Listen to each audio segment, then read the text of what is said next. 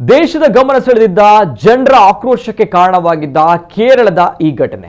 ಯುವತಿಯೊಬ್ಬಳು rush ಇದ್ದಂತಹ ಬಸ್ನಲ್ಲಿ ವ್ಯಕ್ತಿಯೊಬ್ಬ ಲೈಂಗಿಕ ಕಿರುಕುಳ ನೀಡಿದ್ದಾನೆ ಎಂದು ಆರೋಪಿಸಿ ವಿಡಿಯೋವನ್ನ ಮಾಡಿ ವೈರಲ್ ಮಾಡಿದ್ಲು. ಈ ವಿಡಿಯೋ ವೈರಲ್ ಆದ ಬೆನ್ನಲ್ಲೇ ವಿಡಿಯೋದಲ್ಲಿದ್ದ ಯುವಕ ದೀಪಕ್ ಎಂಬಾತ ಅವಮಾನ ತಾಳಲಾರದೆ ಆತ್ಮಹತ್ಯೆಗೆ ಶರಣಾಗಿದ್ದ. ಬಳಿಕ ಕೇರಳದಲ್ಲಿ ಯುವತಿಯ ವಿರುದ್ಧ ಭಾರೀ ಆಕ್ರೋಶಕ್ಕೆ ಕಾರಣವಾಗಿದ್ದು ಇದೀಗ ಆಕೆಯ ಮೇಲೆ ಎಫ್ಐಆರ್ ಕೂಡ ದಾಖಲಾಗಿದೆ. ಅಲ್ಲದೆ ವಿಡಿಯೋದಲ್ಲಿ ಎಲ್ಲೂ ದೀಪಕ್ ಆಕೆಗೆ ಉದ್ದೇಶಪೂರ್ವಕವಾಗಿ ಮುಟ್ಟಿರುವಂತೆ ಕಾಣಿಸಿಲ್ಲ. ಇದು ಆಕೆ ಕೇವಲ ವ್ಯೂಸ್ ಮತ್ತು ಲೈಕ್ಗೋಸ್ಕರ ತನ್ನ ಪ್ರಚಾರದ ಗೀಳಿಗೋಸ್ಕರ ಮಾಡಿದ್ದಾಳೆ ಎಂಬ ಆಕ್ರೋಶ ಇದೀಗ ಕೇಳಿ ಬರ್ತಾ ಇದೆ. ಇದೀಗ ಪುರುಷರು ಬಸ್ಗಳಲ್ಲಿ ಮಹಿಳೆಯರಿಂದ ತಪ್ಪಿಸಿಕೊಳ್ಳುವ ಹೊಸ ಐಡಿಯಾ ಒಂದನ್ನ ಕಂಡು ಹಿಡಿದಿದ್ದಾರೆ. ಈ ಹೊಸ ಐಡಿಯಾ ಇದೀಗ ಕೇರಳಗಳಲ್ಲಿ ಟ್ರೆಂಡ್ ಸೃಷ್ಟಿಸ್ತಾ ಇದೆ. ಬಸ್ನಲ್ಲಿ ಸಂಚರಿಸುವ ಎಲ್ಲಾ ಪುರುಷರು ಇದನ್ನೇ ಬಳಸಿ ಎಂದು ಕರೆ ನೀಡಿದ್ದಾರೆ. ಪುರುಷರಿಗೂ ರಕ್ಷಣೆ ನೀಡಬೇಕೆಂದು ಒತ್ತಾಯಿಸುವ ಧ್ವನಿ ಕೇಳಿ ಬರ್ತಾ ಇದೆ. ಈ ಸಂಬಂಧ ಇನ್ಸ್ಟಾಗ್ರಾಮ್ ವಿಡಿಯೋಗಳು ವೈರಲ್ ಆಗ್ತಾ ಇವೆ.